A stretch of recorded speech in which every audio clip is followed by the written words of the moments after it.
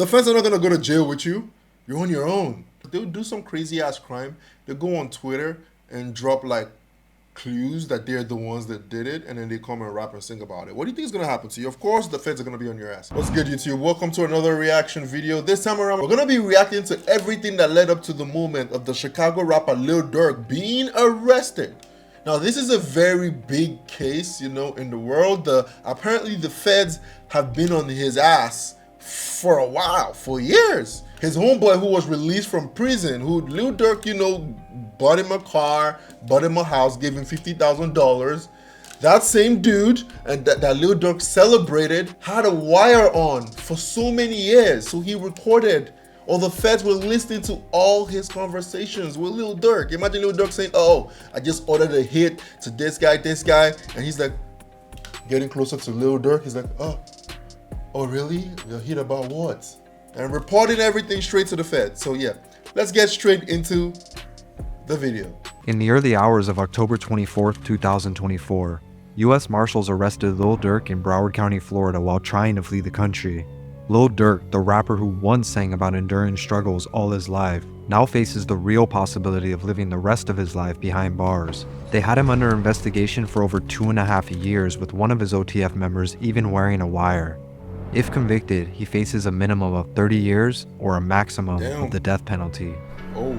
I can feel the feds coming on. I can hear the feds coming on. Oh, this is well produced, bro. Man, I hope that ain't. Shout out to the channel that made this video, Publish X. This shit is fire. Let's get straight to it. Feds coming, no. Feds at the door, then I'm dead running. Get as low, I'm trying to dance something. Way back in 2020, King Von, Durk's close friend and fellow OTF member, was fatally shot in Atlanta, leaving a scar in Lil Durk's life that the internet seemed determined to keep open. And that's the thing. Sorry guys, I'm not gonna pause the video again. I'm just gonna play it out for you guys. But I feel like there's a lot of pressure on Lil Durk to avenge King Von's death.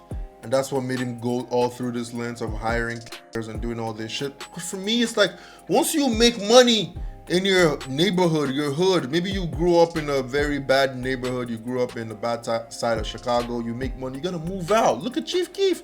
Chief Keef moved out. Like, why are you still staying in those places? Following Von's death, the calls for vengeance on Durk's part grew louder, taunting him to slide for Von. From this point forward, the pressure from the streets never stopped, one that Durk himself referred to in his song Ah Ah, capturing the intensity of the public expectation. Durk cap, he ain't slide for Von, yeah his ass silly. Y'all cap, we slid for real, we just don't mention shit, we busy. Don't respond to shit with Von, I'm like fuck it, you trippin', go get your gun. This eventually evolved from an online taunt into a call to action, one that Durk could never quite shake for years even though he denied it in public.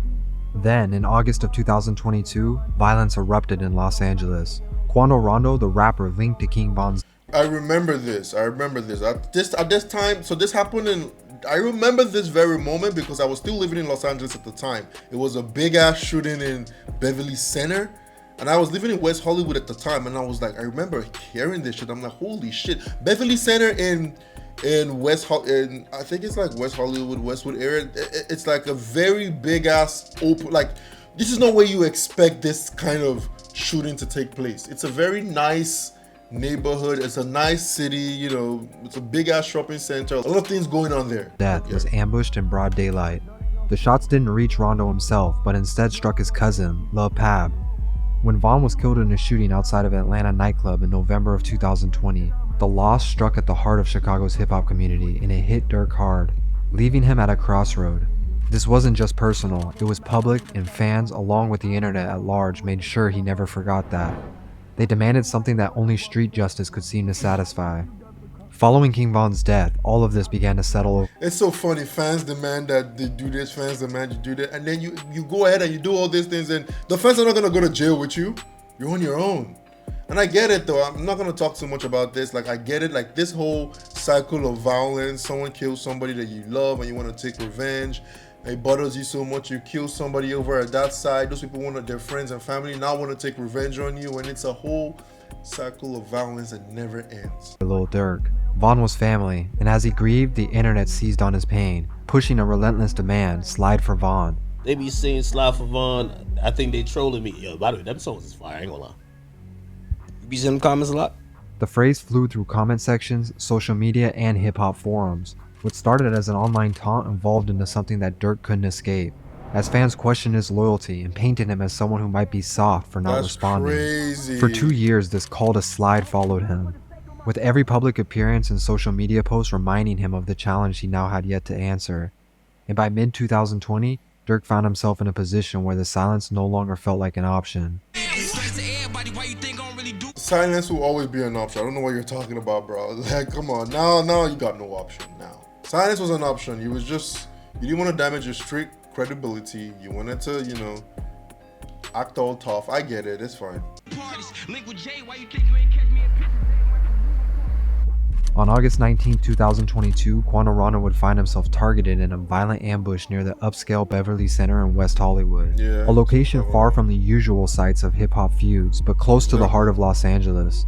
As Rondo sat in a black Cadillac Escalade with his cousin Lil Pab, a white SUV approached. 2 men emerged, opening fire in broad daylight. Bro, that's what I was saying, man. That Beverly Center in WeHo in West Hollywood, bro. LA has a lot of crime and shit, but you would not expect something like that to go down there. Like, it's a really nice ass spot, It would be crazy. There's gonna be a lot of, tourists and a lot of, like a high touristy area. You know what I mean? It's crazy. Rondo managed to avoid getting shot, but the attack was fatal for Lil Pab, who was struck and succumbed to his injuries shortly after.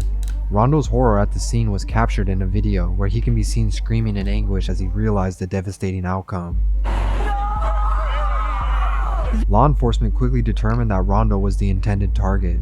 This ambush was anything but spontaneous.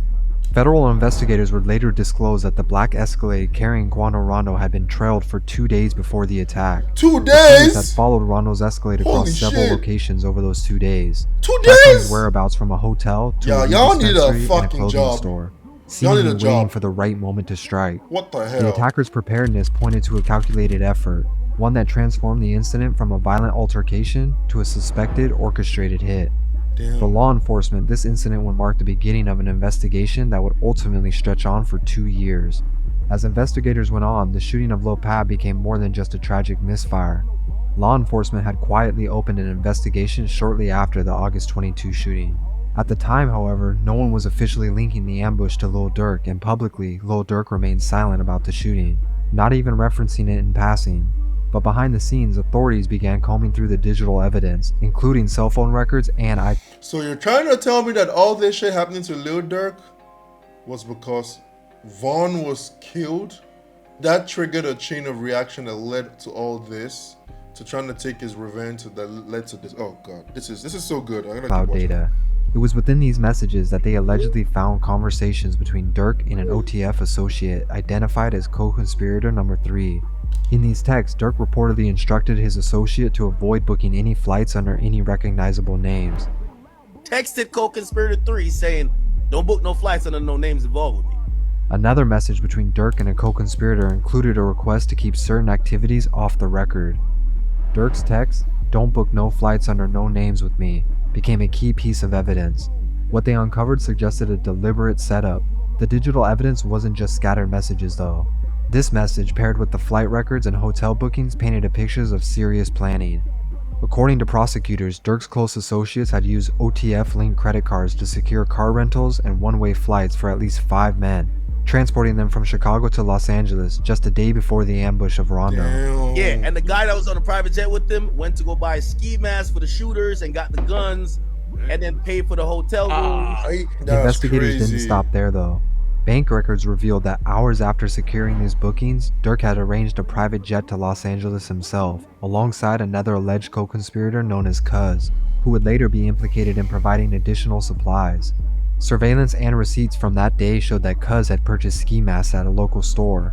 The authorities now had what they believed to be a blueprint of an elaborate murder for hire, transforming this investigation from a local tragedy to a federal case.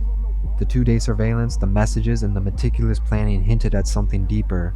Rumors spread that Durk's role in the hit was larger than initially suspected, and the public's curiosity only intensified as fans started dissecting his lyrics, looking for signs of hidden intentions.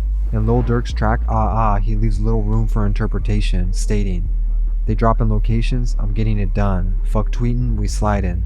The feds are coming, I'm hanging with killers, we breaking a bond." Almost It's so crazy to me how rappers always like rat themselves out in their songs. But I'm not too sure if, like, someone told me a while ago that the lyrics that you use in your songs cannot be used against you in the court or something, that it's just music. I'm not sure how true that is, but like it's just like they will, like, rappers will, like, gangsters slash rappers, the gangsters that are rappers, they'll do some crazy ass crime. They'll go on Twitter and drop like clues that they're the ones that did it, and then they come and rap and sing about it. What do you think is gonna happen to you? Of course the feds are gonna be on your ass, or of course the authorities are gonna be on your ass, you know? foreshadowing the very investigation that would later trace his movements. Then, in the song Federal Nightmares, Durk takes on a more paranoid tone, hinting at the risks of surveillance and betrayal. "Delete my iCloud if I think they really on me though. When trial come, it ain't your phone, it be your homie though." And in light of the recent charges, the cryptic nature of his music had become a potential self-incrimination. Prosecutors emphasized that Durk's lyrics, far from an artistic exaggeration, appeared eerily close to an outcome of the case against him.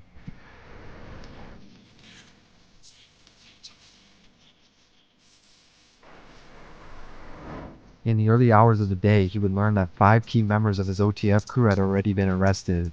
Kayvon Vonnie Grant, DeAndre D.D. Wilson, Keith Flocka Jones, David Brown Eyes Lindsay, and Asa Boogie Houston had all been taken into custody, with each of these individuals reportedly being involved in the planning or executing aspects of the plot. On learning about this, Durk reportedly arranged multiple commercial flights, each one seemingly intended to throw off law enforcement. First, he booked a flight to Dubai. Then, as the day wore on, he reserved seats for Switzerland, each booking more rushed and desperate than the last. By late afternoon, he arranged a private jet from Fort Lauderdale to Italy, hoping this would be a discreet exit without the red flags of a commercial flight. Federal agents, however, were closely monitoring his movements. They had been gathering evidence and tracking him down for over 2 years. Bro, once the feds come after you, you're done. I heard that the feds have like a 98 or some shit, 99% rate of success. Like, once they come after you, bro, you're done. Like, yo, 2 years they were gathering information about you? Oh, nah. And they all try to run away. Why is it that every time these guys do some crazy shit, they all try to run away last minute, but the feds are too smart? And now they allegedly had informants embedded in OTF as well. Damn. When he ultimately reserved a private jet bound for Italy at 9 p.m., the FBI was quick to act, receiving word of his plans by late afternoon. By 6:40 p.m. that evening, they deployed agents to intercept him before he could reach the Miami airport. The chase ended hours later when agents caught up to him en route to his final escape flight. Yet fans and defenders argued that Durk was a victim of the very internet-fueled narrative that encouraged him to seek revenge for King Von's death. They blamed the trolls and the relentless online pressure, claiming that the public had forced Durk into a corner from which he could see no escape. Crazy. In the days following his arrest, with all his success, it was indeed possible that Lil Durk could have walked away from the path that led him here. Yo, As of now, the for rapper real. remains held without bond, awaiting his transfer to California, where the charges of conspiracy to commit murder for hire hold the weight of life in prison, or even worse, the death penalty. That's crazy, man. Like, yo, that's crazy, man. That final bit of this video where he was like, the pressure from the public is what led to this. This is a good lesson for people. Like, yo, like, don't let the pressure of people get to you, because at the end of the day, when people pressurize you to do something, and if it's something negative and there's consequences, they're not gonna suffer the consequences with you. They're gonna be chilling by themselves, living their life. You will have to deal with the consequences of your actions by yourself. So yeah, that's pretty much what I have to say about this video. Let me know what you think about this case. If you enjoyed this video, drop a like, subscribe to the channel, and I'll see you in the next video.